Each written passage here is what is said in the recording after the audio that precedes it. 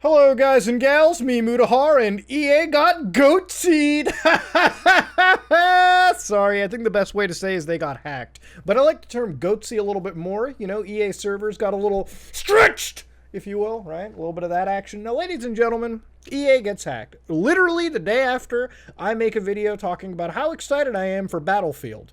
Now, how did EA get hacked? Well, apparently over 700 gigabytes of source code files, of documentation, of all this nonsense were leaked out. Perfectly confirmed, by the way.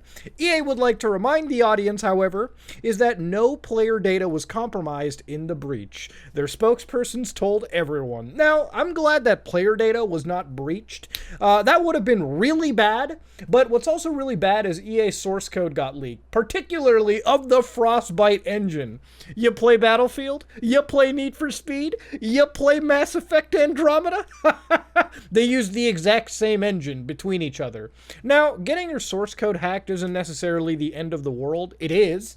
But what's scarier when a multiplayer game like Battlefield gets hacked is that if the engine of it has been leaked out to the world, for instance, now hackers will be able to buy what Frostbite game engine is, the actual guts of that engine, the actual code behind it, well, it makes cheating a whole heck of a lot easier because cheat developers are going to look at that source code, find the absolute nitty-gritty causes, and use them against EA. And fixing those particular hacks will be a lot more challenging than expected. Because remember, audience, once you've coded a game and an engine, it's very difficult to change what's in that engine, especially if it's really, really root level. At some point, you'd be better off developing an entirely new engine. Again, it's way more complicated than that, but you get the idea of how severe the hack is. They also ended up hacking FIFA 12 or FIFA 21. I don't know why I said 12. FIFA 21. I have a little bit of dyslexia right now. FIFA 21 ended up being hacked, and I'm actually surprised because hacking FIFA 21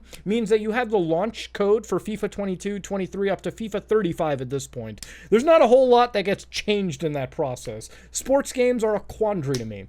Now, that being said, though, let's talk about how this hack actually happened, because, like I said, I've lately been on this Linus Tech Tips binge. Now you get Muta Quick Tips, all right? Muta Fat Indian Dad Tips about computer hacking. So I want to guide you through a sort of, if you will, timeline of the hack. Now, you may be wondering, but Muta, how did they get into the network? How did they break into EA's corporate network and steal code?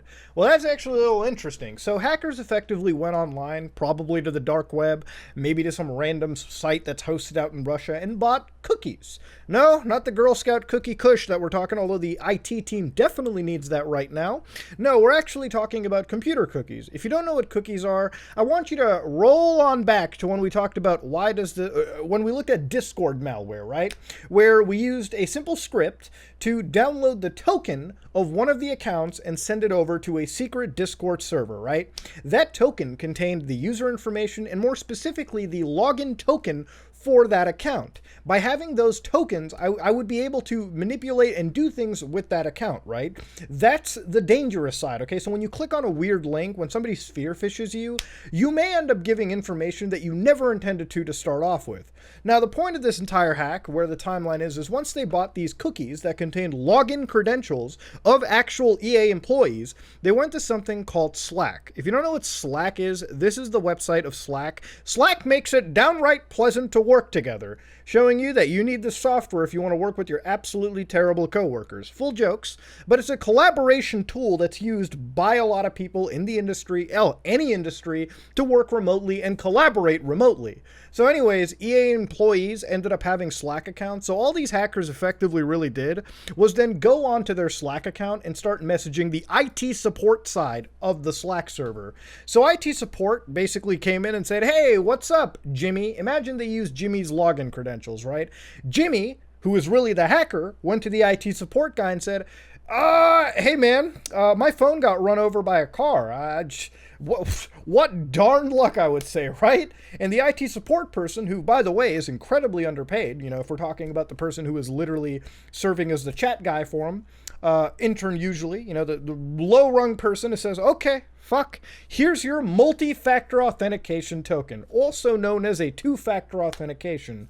Don't really use those interchangeably, but for this example, yes, they gave a two-factor authentication code to the hacker. The hacker then used this two-factor authentication code, the same code that comes to your phone, every time you try to log onto a website that you have enabled two-factor authentication support on. They use that code to then get into the EA corporate network. And at this point, the hackers would then provision an actual virtual machine to visualize the network better, and then basically access game source code. So they were able to download gigabytes of data, and now these hackers have what is EA's data goldmine. And this was proven because sites like Vice ended up getting like actual, material from the hackers themselves. And EA straight up admitted, like we said earlier, they straight up admitted that they got hacked. Now, this isn't the first massive profile hack, okay? Big companies have been getting GOATSE'd. Literally, CD Projekt Red had a GOATSE'd attack a couple months back anyways. And to no fault of their own, guess what? When we work remotely this hard, there's going to be a lot more hacks that are coming out. I would not doubt if there are other big companies down the road, from Sony, from Microsoft, that are getting these kind of hacks going on. The reality of it is we have switched to this remote system so quickly that there are a lot of gaps in the system that are still being ironed out. And this company getting hacked in such a way is no further proof that there still needs to be a little bit of time to cook this infrastructure in the oven. So anyways, now that EA has been hacked, all this information has come out. And to be honest with you, I feel for the actual engineers and developers on EA side. I get it. Shit sucks. It is a bad thing to happen to you. And at the end of the day, I hope the team can at least move on from this. But the reality of it is, how do you move on from it, right? How do you move on from your source code for not just a couple of video games? No. Documentation about AI, documentation about various chats that you've been having with future projects, and the literal source code of the game engine that you use to create every big game under your banner. Like I said in the beginning, Frostbite as a game engine was introduced, around Battlefield 3? It powers Battlefield 4, 1, 5, probably the one that's coming up, 2042, obviously, Mirror's Edge Catalyst, a shit ton of Need for Speed games, Mass Effect Andromeda. God knows how many other games are utilizing Frostbite technology. Now, the problem with this is it doesn't only serve cheaters to use this technology against EA, but there are probably other shady game companies who are willing to buy that source code for however pennies on the dollar it's being sold, quite literally, and then use that code of the Frostbite game engine and make their engines better. Could you imagine if Frostbite, which, by the way, implemented some pretty cool ray tracing tech with Battlefield 1, I wouldn't be surprised to see that same level of engineering slip away into other game engines somehow, right? Pretty clandestinely. That is something to look for. That is something to look at real quickly. Now, there are game engines that are open source, all right? One of them that comes to my mind is Unreal. I recently just compiled it on my system anyways. But Frostbite is something that EA has spent millions of dollars on, closed source up the ass, and with it being revealed like this, I can only imagine the cheating problem gets exacerbated for a lot of their games, and they also come into having a lot of their technologies that they themselves spent money on being stolen by their competitors. So it's a pretty shitty situation all around. But EA gets hacked. Hopefully, I wanted to make this video just to sort of shed light on how a hack like this can occur, because there are a lot of steps to it. But at the end of the day, it started off with a $15 cookie purchase, a hacker hopes and wet dreams, and all the way to stealing and siphoning gigabytes upon gigabytes of data. Now, the federal government and the FBI are very, very involved in finding who these people are. So while they might make some money, a hack like this is such big news that I wouldn't doubt if I hear about some dudes with cuffs on their hands down the road. That being said, though, if you like what you saw, please like, comment, and subscribe. Dislike it if you dislike it. I am out.